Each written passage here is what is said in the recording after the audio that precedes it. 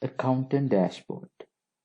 You can view Accountant Dashboard from Home, select Accountant Dashboard. You can view company information.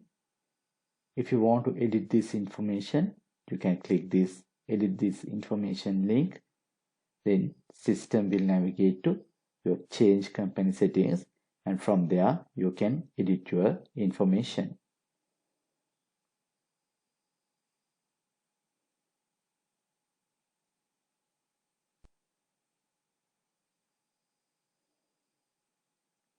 You can view accountant notes, and you can add notes.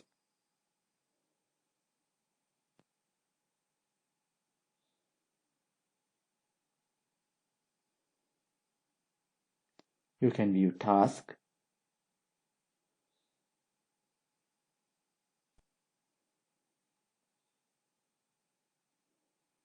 You can view profit and loss, and you can view bank and credit cards.